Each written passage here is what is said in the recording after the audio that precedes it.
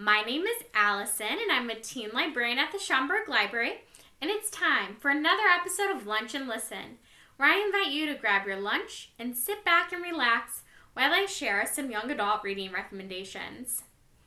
With October right around the corner, which I know is hard to believe, but is totally true, today I'm going to highlight a variety of spooky, creepy, and scary young adult books that are perfect to read this fall season.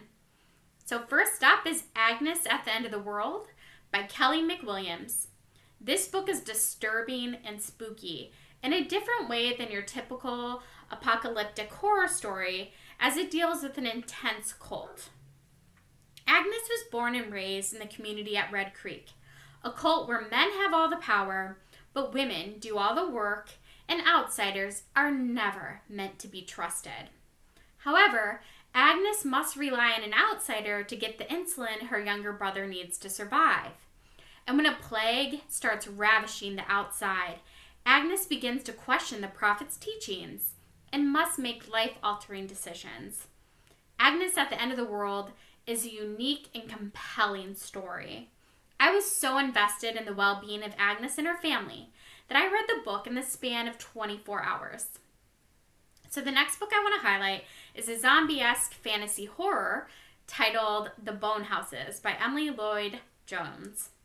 The cover alone on this one made me want to read the book before I even knew anything about the plot. I mean, just look at it. But I guess you probably want to know a little bit about the plot. So The Bone Houses is about a 17-year-old gravedigger named Erin and a young map maker named Ellis. Being a gravedigger in Colburn is a never-ending job, since nothing ever stays buried. When bone houses, also known as corpses that have risen due to an old curse, start coming out of the forest and no one is sure why, Erin and Ellis take on the dangerous task of solving the mystery of the curse and pledge to destroy the bone houses forever. The Bone Houses is a great choice for those looking for a unique zombie story, who likes quest novels, and interesting characters. I think this book was probably my favorite out of all the ones I read for this video. So the next one I'm going to talk about is a science fiction horror novel titled Contagion by Erin Bowman, where two teens' dream jobs turn into a nightmare. Nova has gotten the chance at a pilot job after she was not allowed in the military due to her non-perfect eyesight. And Thea gets to intern to the well-known Dr. Tarlow.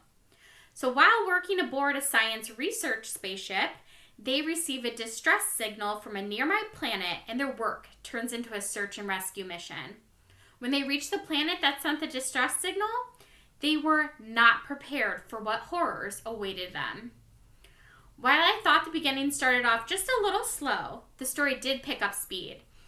I also want to give you a heads up that, as you can tell from the title, it is called Contagion, so it is about an outbreak, and that might not be something you want to read about right now, which is totally understandable, so I just want to let you know.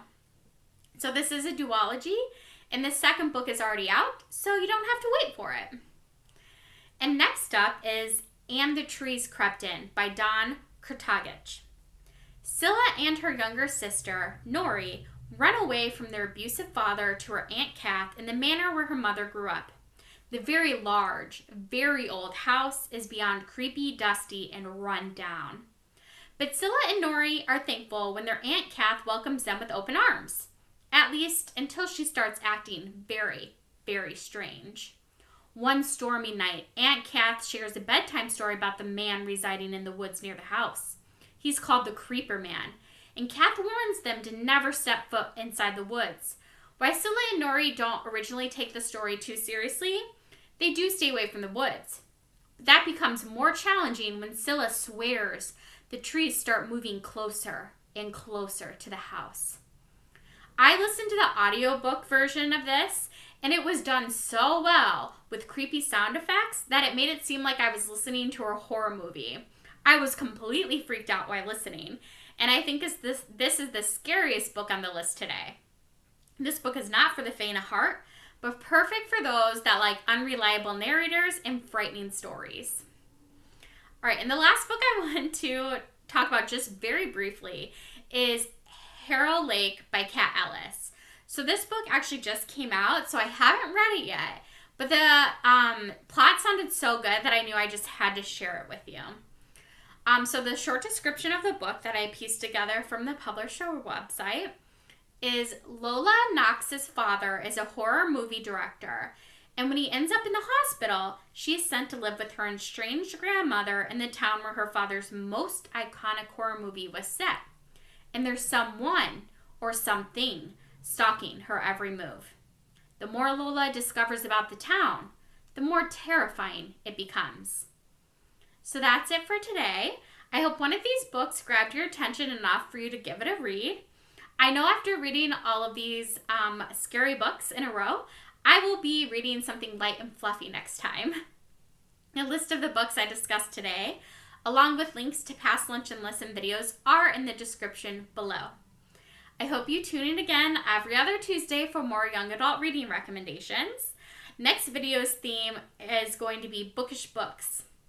Thank you all again for watching. I hope you have a nice afternoon, and please stay safe. Happy reading!